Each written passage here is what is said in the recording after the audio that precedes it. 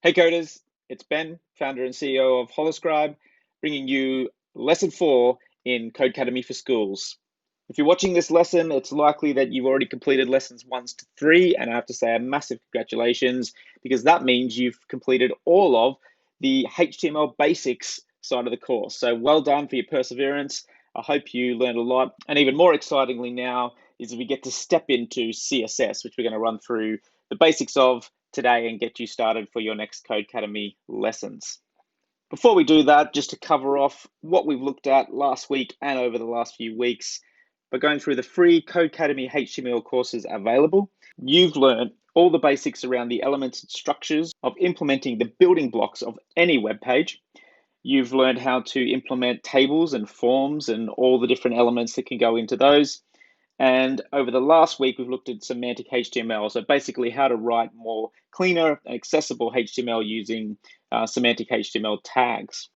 One thing to say that if you've reached this point, aside from, again, well done, is it's important to realize you don't need to have memorized all of the HTML tags and elements and parameters and everything else that you've done over the last few weeks.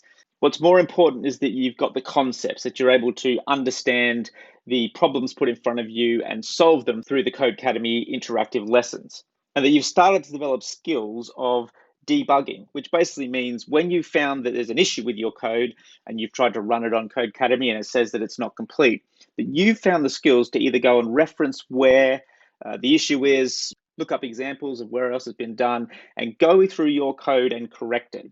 If you've picked up that, regardless of what you have or haven't remembered with what is a P tag, what is a H1 tag, then you have the basic skills of a coder. I don't know one coder, even the greats that I get to work with, who have memorized every single script and line of code and never has to look anything up. But the skillful coders are the ones who can identify the problem quickly, can look up the right resources to see examples and best practice of how to do it, and then apply that to their code. So if you've got to this stage, that means you've demonstrated those sorts of skills. So well done. And let's just take a quick look at what you covered last week. So you did an interactive lesson in semantic HTML. You learned what that was, which we'll recover in a minute. And then you learned how to use semantic HTML for headers, navs, footers, articles, sections, figures, audio, attributes, videos, and embeds and more. And to remind you of what semantic HTML is, non-semantic HTML is where the element in itself doesn't have meaning. So for example, div or span. Whereas semantic HTML is using HTML elements that by what they call tell you their purpose. And we looked at the reasons last week around why that is so important. Not one is because it makes it easier to read and review yours and others' codes. I also threw at you to wrap up our HTML introductory lessons, a HTML challenge. To take what you've learned, to open up base HTML file and begin to bring in as many elements as you could remember. We'd love to see the HTML that you've come up with, so drop us a link within the YouTube comments. If you're stuck with any of this, ask some questions. We'll try to help where we can. But now we move on to something that I personally find more exciting than even the HTML basics, and that is CSS. And you can see that over the coming weeks, we're going to look at a bunch of different areas to help you learn the basics of writing CSS code. Before we get too far into it though, let's just focus on what is CSS. Any Google search or coding course will tell you that CSS stands for cascading style sheets, but that's just its name. What it's actually used for is to describe how the HTML elements that we've been learning over the last few weeks, like paragraphs and headings and images and videos and tables and forms, how they're to be displayed on the screen. In other words, with CSS, you can control the layout and styles of all the HTML elements. So the colors, the fonts, the spacing, the sizing, and many, many other design elements. At the very beginning of the course, we talked about HTML being the building blocks of building a web page. We use the analogy, it's like building a house with all the empty rooms where you plan your roof, your floor, different rooms, areas, and walls that are going to make up your house. It's like HTML is like the floor plan of a house. So if HTML is like the floor plan of a house, then CSS is the decorating. So once we've got our HTML floor plan, we're basically now deciding what furniture, what color walls, maybe we want wallpaper, what's the floor color going to look like, where do we want the furniture? CSS allows you to decorate and style your HTML pages. This week's topic in Codecademy, just using the free courses available, And by all means, and if you're up for paying for the pro, you'll definitely get the value out of it.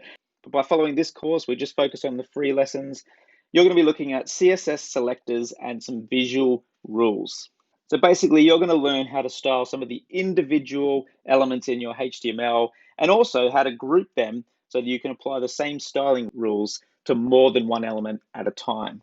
And even though I'm sure you're super keen to get across to Codecademy and get styling, just wanted to take you through a couple of concepts that you're going to be introduced to over the coming weeks around CSS that might be helpful just to understand upfront. Firstly, what you'll learn is that there's two ways to use CSS with your HTML. One way is to write the CSS directly in your HTML by creating in the same file some style tags and doing all your CSS styling within it. There's nothing wrong with this approach when you're styling a single HTML page. In fact, it keeps everything nice, simple, and in one place. But what's more common, and especially when you want to create CSS that is applied to multiple pages, is to write the CSS in a separate file. And you're going to be shown in Codecademy how to do both of these approaches. But when you do use a separate file, how you tell your HTML file where to look to find the CSS that you're writing. You're also going to learn that CSS uses three main ways to identify which part of the HTML to style. You're going to learn how to use type elements, such as paragraphs, so that the style you apply can apply to all of the paragraphs in your HTML. You're going to look at styling class elements, such as columns. You're also going to look at how you can create IDs within your HTML for when you want to style very specific elements within the HTML page. To show you an example of this, I'm going to jump across now to the basic HTML template file that we gave you last week, where you were able to practice building your own HTML page on your computer. You see that we've been building on this HTML file and created a couple of little elements. Firstly, in the head element, we've linked a separate file called style.css to the HTML file, so it knows where to look to get all of its styling information. And you can see that over here, I've got my style.css file ready to go.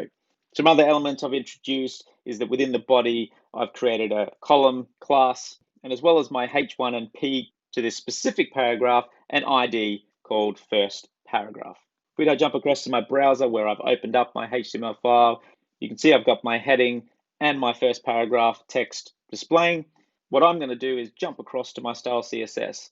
Again, this is all going to be covered in your first week of CSS, but you can see here that I've referenced the P type and I've given it a font size of 50 pixels. What the CSS is saying, anytime there is a P or paragraph element used throughout the HTML file, give it a font size of 50.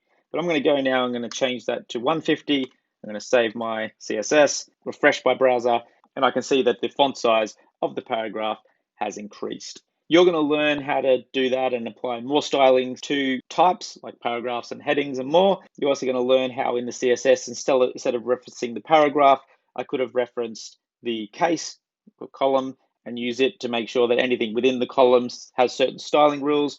Or if I had multiple paragraphs within my HTML, if I wanted this specific paragraph to have its own styling in the CSS, I could have referenced the first paragraph ID that I created. Finally, this week, once you get a handle on the different ways you can use CSS with your HTML file and look at the different ways you can select the HTML elements within there so that the HTML knows which elements to style with what rules, you're going to then get to play around with styling things with font sizes, different color backgrounds, opacity, which basically means the transparency of the element, how see-through it is, font weights, font colors, font family, background images, and a few more elements as well. Have lots of fun with it. Well, even though the interactive lessons in Codecademy are going to give you very specific tasks to do, I always love to have a little play around with increasing font sizes and trying different colors just to sort of see the effect. But as always, if you get stuck, make sure you read the instructions on Codecademy through thoroughly, use the cheat sheet provided, and if there's a hint, you can always reveal that to see what you need to do. Have fun, and we'll speak to you next lesson.